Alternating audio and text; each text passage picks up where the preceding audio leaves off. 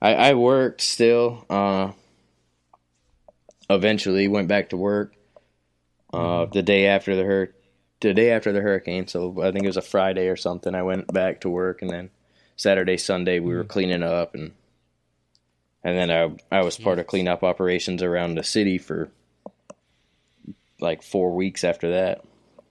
Now, was the time donated from your work, or was it like a local government kind of gave you guys like the go ahead to do that shit, or was it federal? Like, how did that go about? Like, was Oh, it there was like the both. mayor that?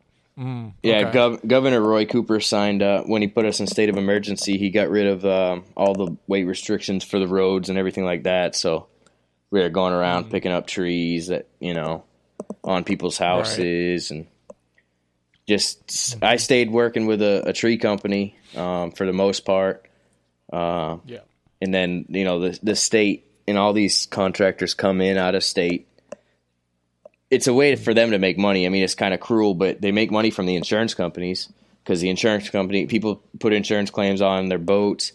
One boat yard we picked up 40 boats. Like the boat yard has Fuck. insurance on those, so they have to pay us to pick up them boats. They were on stands on land and floated 70, 80 foot away from where they were originally stood up, and Right. that was just one boat yard. I think we did 3 boat yards.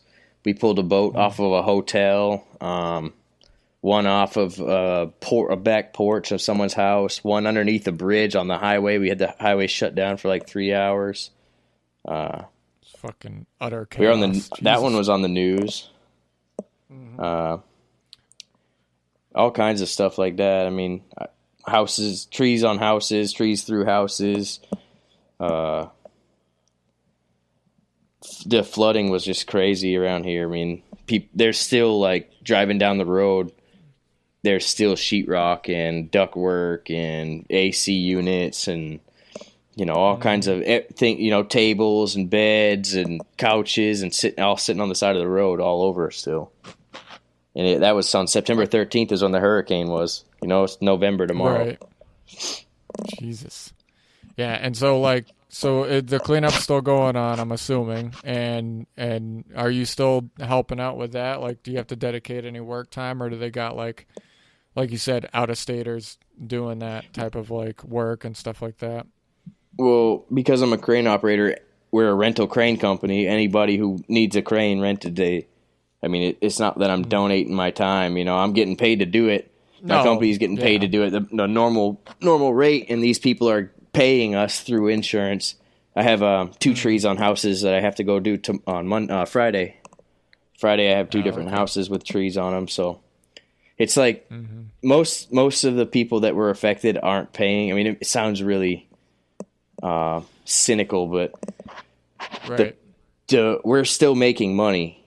Like this so far, this hurricane's cost like $16.7 billion for North Carolina alone. oh yeah, I think 28 people died, and it's a lot of people have made a lot of money because of it. So oh it for costs sure. money, but it's making money for other people. I don't know. It's kind of weird. But a lot of people come There's here. always Like a there's way companies people all make over money these off of. these towboats and all these boat companies. They come up here from all over the country to recover. I mean, these are one of the boats that we picked up in one of those yards is 105 years old. It was made in like 1918, which was the year of the Curse of the Bambino. Like it was crazy. Yeah, well, like you were saying, it's cynical, but there is always some type of money you can make out of a tragedy, whether Yeah. it's like somebody's gonna capitalize on it, of just hmm like pain, and I think that's just part of life. I mean, you can't really do anything about it. I mean, Yeah. back in the olden days, like before there was money, I mean, there was still people who, if you escaped without like anything, like, so take for instance your house, how it didn't get damaged. I mean, 100, 200 years ago, I mean, you could have been like, yeah, you guys can stay here. You either charge people, or you wouldn't, like, hey, you stay at our house, come stay with us. We'll charge you $1 a day or some shit like that till Yeah. your house is getting ready to go. But there was also more of a community too, And I think this has to do with just like because there was such a small population. Like, I mean, you have a particular skill and trade that you use in your hometown, but you translate it to something like back then. You're let's say you built houses and shit. Well, you would need to help people rebuild their houses because until you helped people rebuild their houses, the butcher's not going to be able to get you meat or food, or the farmer's not going to be able to do this. So, I mean, like there was a little more of a community effort as far as that goes, like local community effort and like all that shit. But I mean, now we got funds and stuff like that, and plus better technology. So, I mean, it makes a little more sense as far as that goes. But Yeah. I think about that all the time. Like, I don't know any of my neighbors here, and if there was a giant flood, I mean, other than like dogs and like and it was real fucking dark too, but like I was thinking about it the other day. If there was a giant ass flood, I would only kick open doors that had animals in it. I wouldn't just go up and knock and make sure people were okay inside. Well, I mean, just be for dogs. How fucking terrible I is rescued that? 3. I rescued Yep. 3 dogs. 2 of them were in my yard. Well, they weren't in my yard, but I had to chase them down. And this was Friday. So the hurricane came on Thursday, but it rained on Wednesday. The wind started picking up Wednesday night. The hurricane came Thursday. Yep. And went into Friday morning, and the rain didn't stop until probably Monday. So these dogs were out there, man. We had no power, obviously. My grill was crushed, so I had this little portable grill that I was cooking food on for the kids and stuff. And while I'm out there boiling water for macaroni, I see these 2 dogs, and I was like, man. So I grabbed my little boots and my rain jacket, and I went out there and trying to wrangle them up, but neither one of them wanted to come to me. So I chased them down the block, and then they were gone. And then they came back later on, and I got a hold of them, and I got the tags, and I called the number that was on the tag, and the guy came here, got his 2 dogs, and then there was one other dog that was down in downtown New Bern. It was just walking by himself, like in the middle of nowhere. Yep. And did the same thing. His tag had a number on it, so I called them.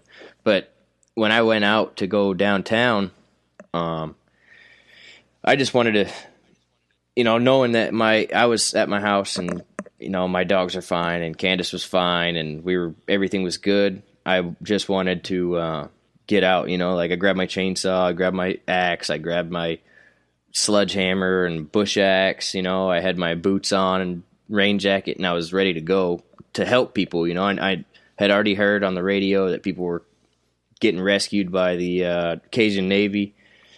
And I think at that point, there had been like 150 rescues. So I was like, man, there's still people that need to get out with 13-foot storm surge. That's a lot of water, man. 13 feet for a city that's built on the water. Like this, That's what New Bern's known for, is its inlet. And the Neuse River is the widest mouth river in North Carolina, east of the Mississippi. And,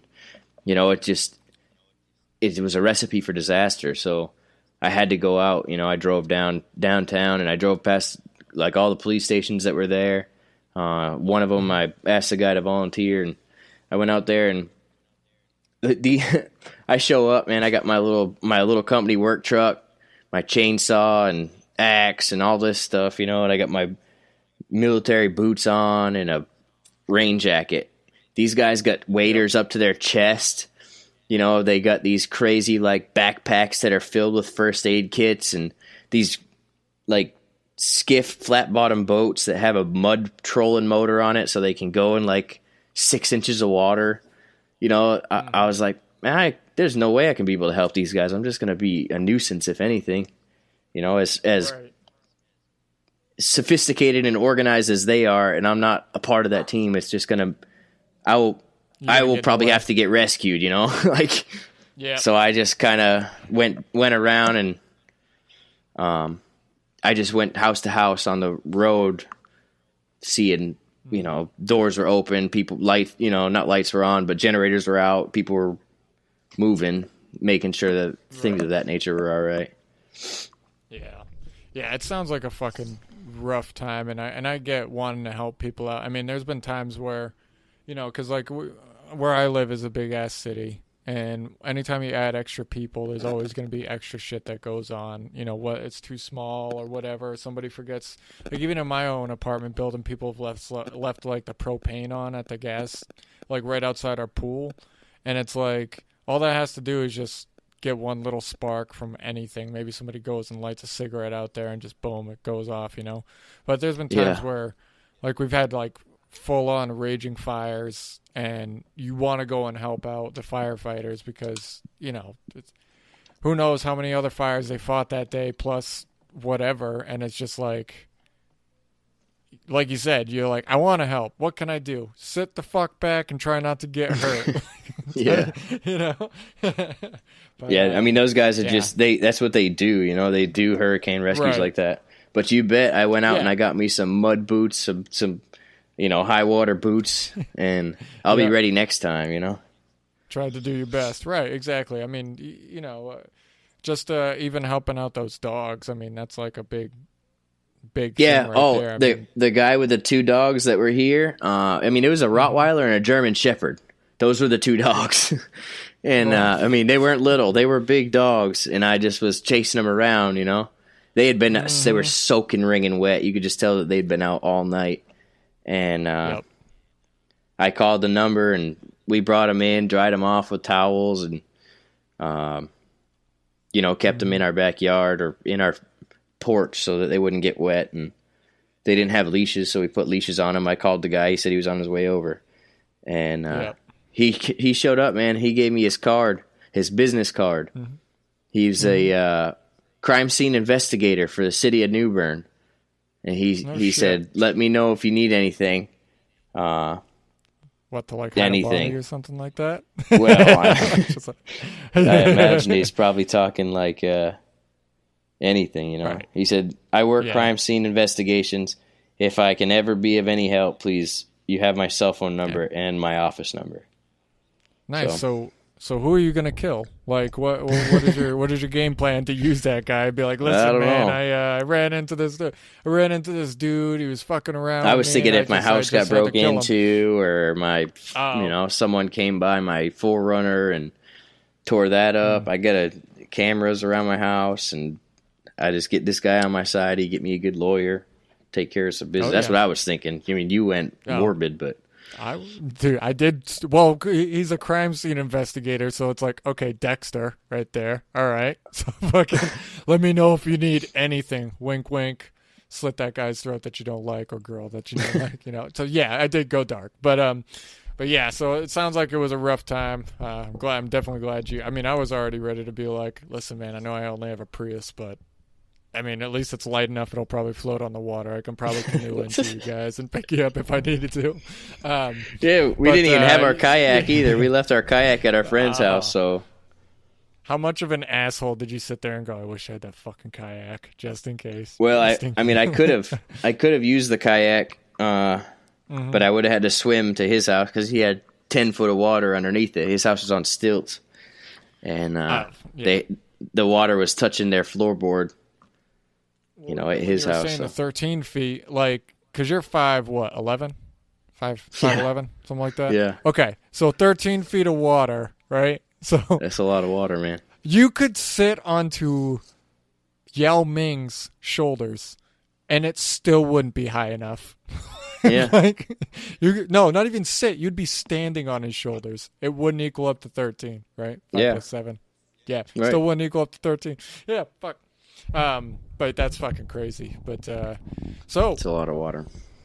It's a crazy amount of water. But so let's move on from the depressing shit and let's talk about some happy stuff, like the fact that your fucking Red Sox won the goddamn World Series, man. Yeah, I love playoff baseball, man. Yeah. See, I hate regular season baseball. I like like opening season and shit. I like. Watching opening season baseball because you get to see what the teams have worked on and what they've came about, what they've done in the off season, and how they're gelling. And then you can skip the middle 100 games, and then catch everything in like September. Blow my brains out just hearing it. like Yeah. 100 middle games, like Yeah, you could miss what, all dude? the games in the middle, and you start watching again in September, and you Mhm. you get a good gist of where things